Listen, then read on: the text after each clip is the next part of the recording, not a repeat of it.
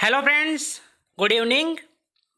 मैं दीपक साहू CGPSC है return notes के यूट्यूब चैनल में आप सभी का बहुत बहुत स्वागत करता हूं। आज हम मेंस आंसर राइटिंग का 21वें दिन का मॉडल आंसर देखने जा रहे हैं। तो चलिए चेक कर लीजिए जो आप लिखे हैं उसको। आपके आंसर राइटिंग का फीडबैक शनिवार को दिया जाएगा, जिस दिन मेगा टेस्ट होगा। प्रयास कर रहे हैं कि आपके प्रतिदिन पुनः जैसे पहले आपको फीडबैक प्राप्त होता था उसी प्रकार आपको फीडबैक दे पाएँ। तो चलिए नोट्स निकाल लीजिए अपना, जो आज आप लिखे हैं उसको। आज का पहला प्रश्न था छत्तीसगढ़ के प्रमुख चित्रकारों के नाम लिखिए। तो केवल आपको नाम लिखना था। चलिए शुरुआत करते हैं। पहला प्रश्न, छत्तीसगढ़ के प्रमुख चित्रकारों के नाम लिखिए। देखिए, नाम तो अनेक हैं, लेकिन आपको केवल उन्हीं नामों का उल्लेख करना था जो प्रीलिम्स में प्रश्न पूछे गए हों। तो देख लीजिए कौन कौन से नाम हैं जिनको प्रीलिम्स में आपको देखने को मिल सकता है जब आप वहाँ प्रश्न सॉल्व करेंगे। तो छत्तीसगढ़ के प्रमुख शिल्प चित्रकारों में गोविंदराम झारा, जयदेव बघेल, मानिकराम घड़वा, छित्रूराम, देवनाथ, अजय मंडावी आदि। ये आपके पहले प्रश्न कि छत्तीसगढ़ के प्रमुख चित्रकारों के नाम लिखिए, जिसके अंतर्गत छत्तीसगढ़ के प्रमुख चित्रकारों में गोविंदराम झारा, जयदेव बघेल, मानिकराम घड़वा, छित्रूराम, देवनाथ, अजय मंडावी आदि। ये आपका पहला प्रश्न था। दूसरा प्रश्न क्या था कि छत्तीसगढ़ की चित्रकला को समझाइए। देखिए, जो समझने के लिए आपको नोट से कहीं मिलता होगा, तो जिसका भी आप लिखे हैं, तो जो समझाने के लिए आपको बताया जाता है उसको आप मेंस आंसर राइटिंग में तभी करेंगे जब आपको 125 या 175 शब्द के प्रश्न प्राप्त हों और आपके पास लिखने के लिए कोई तथ्य न मिले। तब आप उस कहानी को लिखेंगे जिससे आपको समझ में आती है कि वास्तव में जो प्रश्न पूछा गया है उसका वास्तविक अर्थ क्या हो रहा है। तो देख लीजिए, छत्तीसगढ़ की चित्रकला को समझाइए। इसमें कई छात्र ऐसे हैं जो पूरा कॉपी कर दिए हैं। दूसरा, छत्तीसगढ़ की चित्रकला को समझाइए। उत्तर, आदिम काल में भाषा, लिपि और चिन्हों का आविर्भाव नहीं हुआ था। तब रेखाओं एवं चिन्हों के संकेत से ही व्यक्ति स्वयं को अभिव्यक्त करता था।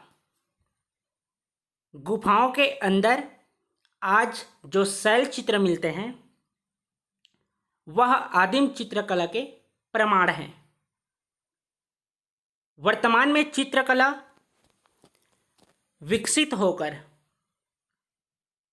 अनेक रूपों में दिखाई देता है, जिसमें तीज, त्यौहार, उत्सव, व्रत आदि अवसरों पर चित्रांकन करने का प्रचलन है। ये आपका आज का दूसरा प्रश्न था कि छत्तीसगढ़ की चित्रकला को समझाइए।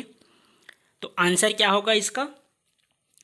आदिम काल में भाषा, लिपि और चिन्हों का आविर्भाव नहीं हुआ था। तब रेखाओं एवं चिन्हों के संकेत से ही व्यक्ति स्वयं को अभिव्यक्त करता था। गुफाओं के अंदर आज जो शैल चित्र मिलते हैं वह आदिम चित्रकला के प्रमाण हैं।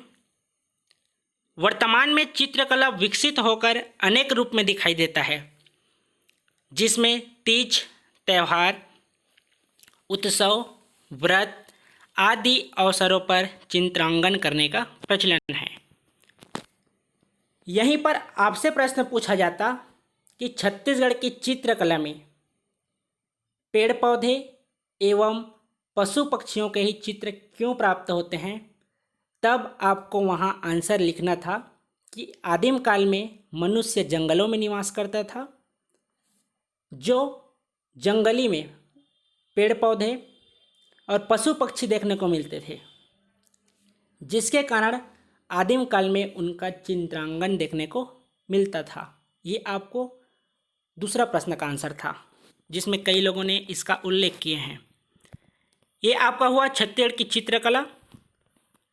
तीसरा प्रश्न है, नोहडोरा एवं सवनाही को समझाइए। देख लीजिए नोहडोरा एवं सवनाही क्या है।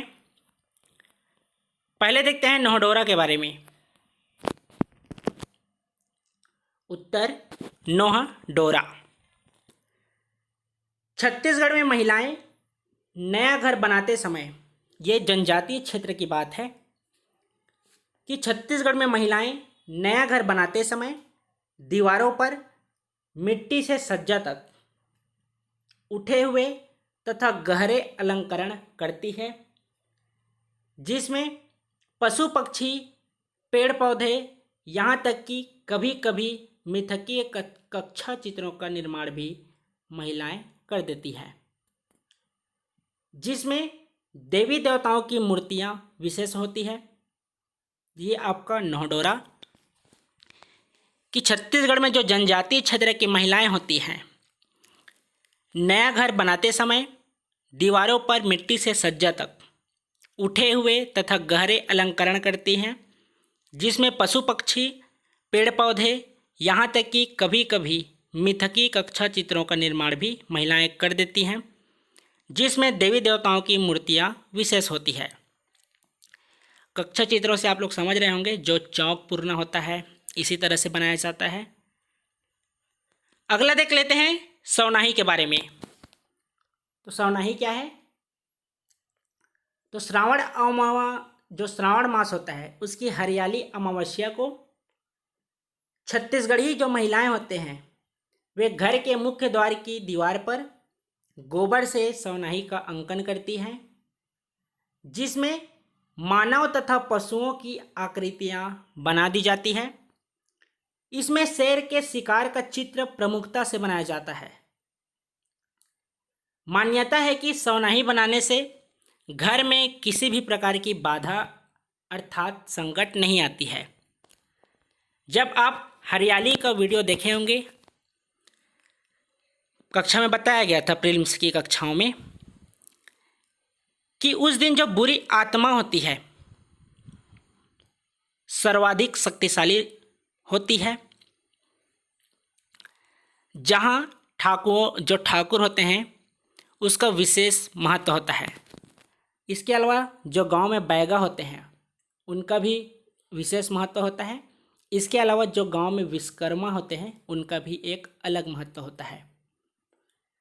उसमें आपको बताया गया था कि इसी बुरी आत्मा से बचने के लिए जो घर के मुख्य द्वार होते हैं वहाँ पर शेर के शिकार का चित्र प्रमुखता से बनाया जाता है। इस प्रकार से जो डरावने चित्रांकन होते हैं वह कहाँ बनाया जाता है? तो मुख्य द्वार पे, ताकि बुरी आत्मा आपके घर में प्रवेश न कर पाए। यही है सवनाही, जिसको श्रावण मास की हरियाली अमावस्या को छत्तीसगढ़ी महिलाएं घर के मुख्य द्वार की दीवार पर गोबर से सवनाही का अंकन करती है, जिसमें मानव तथा पशुओं की आकृतियां बना दी जाती है। इसमें शेर के शिकार का चित्र प्रमुखता से बनाया जाता है। मान्यता है कि सवनाही बनाने से घर में किसी भी प्रकार की बाधा अर्थात संकट नहीं आती है। ये आज का तीसरा प्रश्न था। इसके अलावा भी अगर आपको कुछ लगता है कि कुछ शब्दावली का प्रयोग करना है तो आप बिल्कुल कर सकते हैं। कुछ वाक्य लिखना चाहते हैं तो भी लिख सकते हैं, क्योंकि इसमें शब्द सीमा तय नहीं थी। सैटरडे के लिए तैयार रहेंगे मेगा टेस्ट के लिए, जिसमें देखते हैं 10 से 15 प्रश्न देंगे आप सभी को। सभी लिखिएगा। मेगा टेस्ट में आपको पर्सनली फीडबैक बताया जाएगा आप और उसमें क्या सुधार कर सकते हैं। आने वाले दिनों में प्रयास करेंगे कि प्रतिदिन आप सभी को फीडबैक प्राप्त हो सके। इसके लिए रणनीति चल रही है। यदि अभी तक आप हमारे चैनल को सब्सक्राइब नहीं किए हैं तो सब्सक्राइब कर लीजिए, ताकि आपको 9 से सुबह 9 से 10 के बीच आपको जो मेंस आंसर राइटिंग है उसका प्रश्न समय पे नोटिफिकेशन मिल जाए। 12 बजे अभी छत्तीसगढ़ आधुनिक इतिहास का बैकअप क्लास चल रहा है।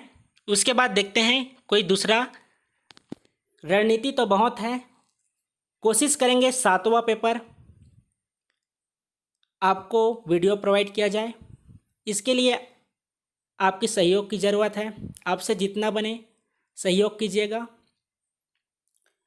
जो मुख्य बातें हैं जो एग्ज़ाम में पूछे जा रहे हैं और जहां 7वां पेपर में प्राप्तांक कम हो रहे हैं उस पर ज़्यादा फोकस करेंगे। तो उसके लिए आपकी भी सहयोग की ज़रूरत है। तो जितना बने आपसे सहयोग कीजिएगा। इसके अलावा आपको 6 से 7 इसी समय जब आप प्रतिदिन जमा करते हैं शाम को 6 से 7 उस समय PDF बनाकर जमा कीजिएगा शनिवार को। और आपके लिए एक सरप्राइज़ है, शनिवार को जब प्रश्न लाइव क्लास के रूप में आपको बताया जाएगा तो सरप्राइज़ घोषित की जाएगी। ये उनके लिए है, अब सरप्राइज़ है तो उसी दिन बताएंगे शनिवार को। ये रहा आपका प्रश्न तीसरा का आंसर। उसके बाद देख लेते हैं चौथा। प्रश्न चौथा है, छत्तीसगढ़ के लोक शिल्पकला के अंतर्गत बांस शिल्पकला का उल्लेख कीजिए। तो बांस शिल्पकला के बारे में बताना था आपको, तो आइए देख लेते हैं बांस शिल्पकला के बारे में। पहले आप लोग बताइए, बांस शिल्पकला में कौन कौन सी जनजाति संलग्न है जो वर्तमान में बांस शिल्पकला का कार्य करती है? कौन कौन सी जनजातियां हैं बताइए। यदि आप जनजातियों का प्रश्न सॉल्व किए होंगे प्रीलिम्स का, जब आप सभी को सॉल्व कराया गया था तब आप बता लेंगे। चलिए बताइए। वहाँ मैं उल्लेख किया था जब प्रीलिम्स की क्वेश्चन सॉल्व कर रहे थे तो कि कौन कौन से जनजाति हैं जो बांस शिल्पकला में संलग्न हैं। और बताइए सभी। आप सभी टाइम पे आया कीजिए। मॉडल आंसर के ही जो प्रश्न हैं उसको शनिवार के मेगा टेस्ट में शब्द सीमा तय करके प्रश्न दिए जाएंगे। तो अन्यथा बातों का उल्लेख मत कीजिएगा। जिस शब्द में आपको पूछा जाए, जितने शब्द में पूछा जाए, ज़्यादा से ज़्यादा तथ्यों को शामिल करने का प्रयास कीजिएगा। चलिए देख लेंगे आगे कौन कौन सी जनजाति है। छत्तीसगढ़ के लोक शिल्पकला के अंतर्गत बांस शिल्पकला का उल्लेख कीजिए। उत्तर क्या है? बांस जनजातीय जीवन संस्कृति से जुड़ा एक महत्वपूर्ण उपज है जिसका महत्व जीवन में अधिक है। जनजातीय विभिन्न तरह के दैनिक उपयोगी एवं सजावट की वस्तुएं अपने हाथों से तैयार करते हैं। किससे करते हैं? तो बांस से। तो एक बार और देख लीजिए यहाँ तक कि बांस जनजातीय जीवन संस्कृति से जुड़ा एक महत्वपूर्ण उपज है जिसका महत्व जीवन में अधिक है। जनजातीय विभिन्न तरह के दैनिक उपयोगी एवं सजावट की वस्तुएं अपने हाथों से तैयार करते हैं, जैसे बर्तन, टुकनी और अन्य भी हैं। ये सभी किसके उदाहरण हैं? तो जो बांस शिल्पकला है उसके। तो छत्तीसगढ़ में बांस कला केंद्र कहाँ है जी? कहाँ है छत्तीसगढ़ में बांस शिल्पकला? तो बांस शिल्पकला है बस्तर में। छत्तीसगढ़ में बांस कला केंद्र बस्तर में स्थित है। बांस शिल्पकला में संलग्न प्रमुख जनजातियों में कमार, कंडरा, धनवार और बिरहोर शामिल है। शिकारी जनजाति क्या कार्य करती है बताइए। जो शिकारी जनजाति है कौन सी कार्य करती है?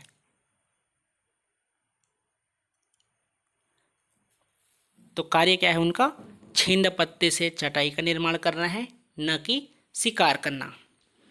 पुराने प्रश्नों को भी देखते रहिएगा।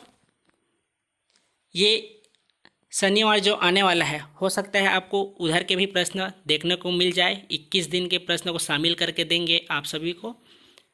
आप सभी तैयार रहिएगा। आज कौन सा दिन हो गया? गुरुवार हो गया। कल आप लोग बता दीजिएगा कि आप लोग कितना प्रश्न मेगा टेस्ट में सॉल्व कर सकते हैं। आज भी बता सकते हैं, उसके हिसाब से आप सभी के लिए प्रश्नों का संकलन किया जाएगा। तो कमेंट करके ज़रूर बताइएगा, लाइव चैट में नहीं, कमेंट बॉक्स में बताइएगा कि आप लोगों को कितना प्रश्न मेगा टेस्ट में चाहिए। आपको प्रतिदिन मैक्सिमम 6, 7, 8 प्रश्न प्राप्त होते हैं। मेगा टेस्ट में आप लोग कमेंट करके बताइएगा कि आपको कितना प्रश्न चाहिए। अगला प्रश्न है 5वां आज का। सूबा शासन के अंतर्गत आने वाले सभी सूबेदारों का नाम उल्लेख कीजिए। तो केवल आपको क्या नाम करना था? सूबेदारों का नाम उल्लेख करना था, केवल सूबेदारों का नाम बताना था। तो प्रश्न को अच्छे से समझा कीजिए कि आखिर प्रश्न पूछ क्या रहा है। देख लेते हैं छत्तीसगढ़ के प्रमुख सूबेदार कौन कौन से थे। उत्तर: छत्तीसगढ़ में सूबा शासन 1787 से 1818 ईस्वी तक था, जिसके जन्मदाता बैंकोजी भोसले को माना जाता है। इस शासन पद्धति के अंतर्गत प्रदेश में अनेक सूबेदारों की नियुक्ति की गई, जो निम्न है। क्रम याद रखेंगे, प्रीलिम्स में भी पूछा जाता है। महिपतराव दिनकर, विट्ठलराव दिनकर, भवानी कालू, केशव गोविंद, बिंकोजी पिंडरी, बिंकोजी गोपाल, सखाराम हरी एवं सीताराम टाटिया, ये दोनों 6 माह का शासनकाल था। यादवराव दिवाकर आदि। अगला लिखा है, ये सूबा है, सुधार लेंगे। सूबा शासन की समाप्ति 1818 में जेनकिंस द्वारा किया गया था। यह रहा आज का 5वां प्रश्न। सूबा शासन के अंतर्गत आने वाले सभी सूबेदारों का नाम उल्लेख कीजिए। तो केवल आपको नाम बताना था। छत्तीसगढ़ में सूबा शासन 1787 से 1818 ईस्वी तक था, जिसके जन्मदाता बैंकोजी भोसले को माना जाता है। इस शासन पद्धति के अंतर्गत प्रदेश में अनेक सूबेदारों की नियुक्ति की गई, जो निम्न हैं। महिपतराव दिनकर, विट्ठलराव दिनकर, भवानी कालू, केशव गोविंद, बिंकोजी पिंडरी, बिंकोजी गोपाल, सखाराम हरी एवं सीताराम टाटिया, यादवराव दिवाकर आदि। तो सूबा शासन की समाप्ति 1818 में जेनकिंस द्वारा किया गया था। तो ये रहा आज का 5वां प्रश्न का मॉडल आंसर। इंग्लिश मीडियम वाले आप लोग ट्रांसलेट कर लीजिएगा, जो आपको मॉडल आंसर प्रोवाइड किया जा रहा है उससे। आपको उसके बाद चेक कराना हो तो हमारे जितेंद्र सर, उनको आप पर्सनली मैसेज कर देंगे, आपको बताएंगे कि कहाँ कौन से शब्द हैं जिनका इंग्लिश मीनिंग क्या होगा। तो ट्रांसलेट जो हम मॉडल आंसर प्रोवाइड कर रहे हैं उसका ट्रांसलेट कीजिएगा, उसके बाद सर को सेंड कीजिएगा। ये 5वां प्रश्न था आज का। 6वां प्रश्न था, सूबेदार महिपतराव दिनकर के कार्यकाल का उल्लेख कीजिए। किसका? तो सूबेदार जो महिपतराव दिनकर थे उनके कार्यकाल का उल्लेख करना था। तो इसका आंसर देख लीजिए। महिपतराव दिनकर, जिनका शासनकाल कितना था? 1787 से 1790 तक। महिपतराव दिनकर छत्तीसगढ़ के प्रथम सूबेदार हुए। इनके समय यूरोपीय यात्री फॉरेस्टर 1790 में छत्तीसगढ़ आए और रायपुर को एक बड़े शहर के रूप में उल्लेख किया। किन्होंने किया? तो जो फॉरेस्टर आए थे 1790 में, उन्होंने। एक बार और देखिए यहाँ तक कि महिपतराव दिनकर, जिनका कार्यकाल था 1787 से 1790, महिपतराव दिनकर छत्तीसगढ़ के प्रथम सूबेदार हुए। इनके समय यूरोपीय यात्री फॉरेस्टर 1790 में छत्तीसगढ़ आए और रायपुर को एक बड़े शहर के रूप में उल्लेख किया। इनके शासन के समय अंतिम वर्षों में स्थितियों में गिरावट आई और सारी शक्तियां आनंदीबाई के हाथों में आ गई। इसके बारे में आप प्रीलिम्स में प्रश्न सॉल्व किए होंगे, तब भी मिला होगा।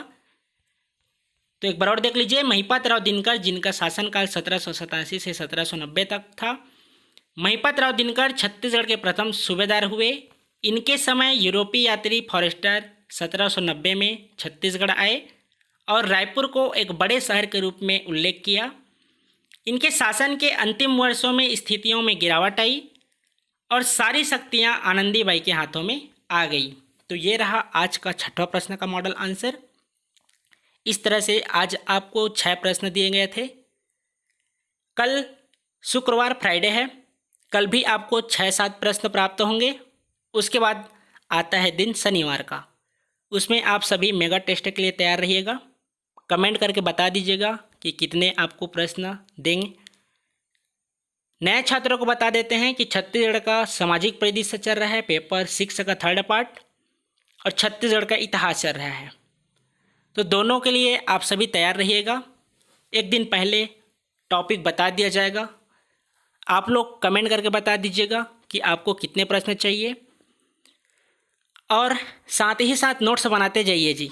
आप लोगों का ही काम आएगा। जो मॉडल आंसर प्रोवाइड किया जा रहा है, जो प्रश्न सॉल्व कराए जा रहे हैं, आगे आपके लिए कुछ और प्रयास करने का रणनीति चल रही है, उसके बारे में आने वाले दिनों में करेंगे बात।